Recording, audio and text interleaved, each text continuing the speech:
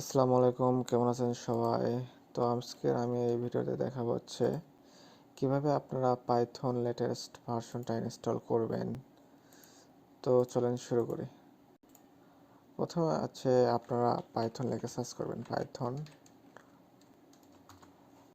লিখে সার্চ করলে দেখবেন এখানে ডাউনলোডের অপশন আছে।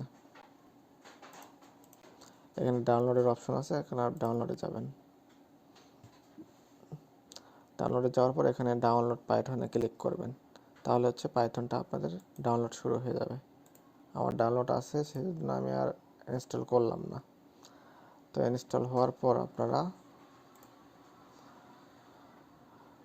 যেখানে ডাউনলোড করছিলেন সেখান থেকে আপনারা ইনস্টল করবেন পাইথন আপনারা ইনস্টল করলে 3.13 দেখাবে। এখানে ইনস্টল করার পর আপনারা ইনস্টল করবেন, এখানে রান দেবেন। রান দেওয়ার পর আপনারা আমার এখানে ইনস্টল আছে, সেই জন্য আমার এখানে এসব দেখাচ্ছে। আপনাদের এখানে ডিফল্ট মোডে ইনস্টল আসবে, আপনারা ডিফল্টে দেবেন অথবা কাস্টমাইজে ইনস্টল করে ডাইরেক্ট পাথে সিলেক্ট করবেন। তাহলে আপনাদের আর পাথ সিলেক্ট করতে হবে না। আর যদি আপনারা পাথ সিলেক্ট করতে না পারেন তাহলে আপনারা এই ইনস্টল দেওয়ার পরে এখানে প্রোগ্রামস ফাইল, এখানে পাইথন আছে,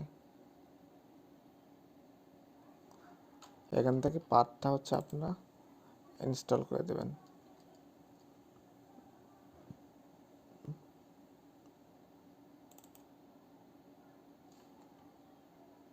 এই যে পাইথন 13, এটা এই স্ক্রিপ্টটা আপনারা পাতে সেট করে দেবেন। এই যে আপনারা এডিট এনভায়রনমেন্টে যাবেন, এখানে ভেরিয়েবলসে যাবেন।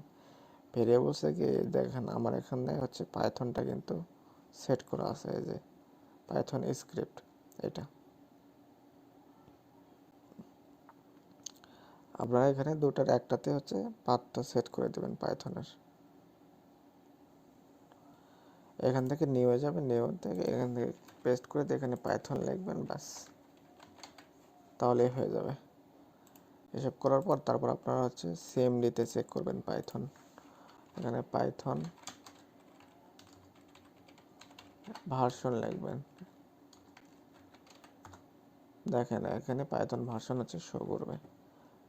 এই যে পাইথন 13.10, তারপর পাইথন, শুধু পাইথন লিখলেও আসবে 13। এখানে যদি আমরা 8 প্লাস 8 16 করবে। তো এটাই আপনাদের কমপ্লিট ইনস্টলেশন প্রসেস। আশা করি সবাই বুঝতে পারছেন। ধন্যবাদ সবাইকে, ভালো থাকবেন, সুস্থ থাকবেন।